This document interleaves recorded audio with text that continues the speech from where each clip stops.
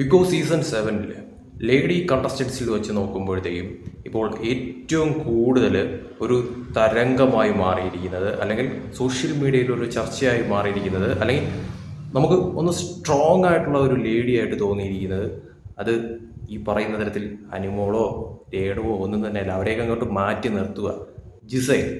ജിസൈൽ ശരിക്കും പറഞ്ഞാൽ ബിഗ് ബോസിൽ അടിപൊളിയായിട്ട് കളിക്കുന്നുണ്ട്. നമ്മൾ പ്രതീക്ഷിച്ച വ്യക്തികളൊന്നും തന്നെ അല്ല അവിടെ ഒരു കിടിലൻ പ്ലെയറായിട്ട് മാറുന്നത്. ഇപ്പോൾ ജിസൈൽ തന്നെയാണ്. കാരണം ഒരു ഫണ്ണാണ്. കാരണം എല്ലാ രീതിയിലും ഒരു ഫണ്ണിന് ഫണ്ണ്, അതോടൊപ്പം തന്നെ നിലപാടിന് നിലപാട്, കാര്യങ്ങൾ വ്യക്തമായിട്ട് തുറന്നു പറയാൻ പറ്റുന്ന ഒരു വ്യക്തി.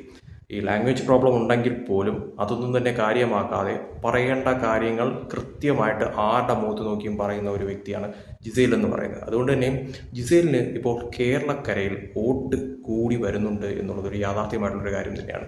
തീർച്ചയായിട്ടും ലേഡി കണ്ടസ്റ്റൻസി വെച്ച് നോക്കുമ്പോഴത്തേക്കും നമ്മൾ അതിൻ്റെ അകത്ത് അനുമോളൊരു ഭയങ്കര സംഭവമായിട്ട് മാറും, അല്ലെങ്കിൽ രേണു അതിൻ്റെ അകത്ത് ഭയങ്കര സംഭവമായിട്ടൊക്കെ മാറുമെന്ന് പോകുന്നതിന് മുന്നേ തന്നെ കുറേയധികം പറച്ചിലൊക്കെ ഉണ്ടായിരുന്നെങ്കിൽ പോലും, അല്ലെങ്കിൽ അതിൻ്റെ അകത്ത് കയറിയ ഉടനെ തന്നെ കുറച്ചൊക്കെ പറച്ചിലൊക്കെ ഉണ്ടായിരുന്നെങ്കിൽ പോലും ഒരു ചുക്കും ചുണ്ണാമ്പും സംഭവിച്ചില്ല എന്നുള്ളതാണ് വാസ്തവം. അവരൊക്കെ തന്നെ ഒരു മൂലയിൽ ഒതുങ്ങിക്കൂടുന്ന, അല്ലെങ്കിൽ അത് കോമഡി പീസസ് ആവുന്ന തരത്തിലോട്ട് കാര്യങ്ങൾ മാറുകയായിരുന്നു. പക്ഷേ ഈ പറയുന്ന ജിസൈൽ ലേഡി കണ്ടസ്റ്റൻസിൽ വെച്ച് ഏറ്റവും ബെസ്റ്റായിട്ട് അവിടെ കളിക്കാനായിട്ട് പറ്റുന്ന ഒരു കണ്ടസ്റ്റൻ്റ് ആണ് എന്ന് ഇതിനോടകം തന്നെ ഈ ഒരാഴ്ച കൊണ്ട് തന്നെ തെളിയിച്ചിരിക്കുന്നു എന്നുള്ളതാണ് ഒരു വ്യക്തമായിട്ടുള്ള കാര്യം എന്ന് പറയുന്നത്. അതുകൊണ്ട് തന്നെ ജിസൈൽ തീർച്ചയായിട്ടും ഇനി മുന്നോട്ട് പോകുമ്പോഴത്തേക്കും ജിസൈൽ കുറച്ചുകൂടി സ്ട്രോങ് ആയിട്ട് മാറുകയും കേരളത്തിൽ ജിസൈലിന് ഒരു പ്രത്യേക തരം ഫാൻ ബേസ് ഉണ്ടാകുമെന്നുള്ളതും 100% ഉറപ്പാണ്.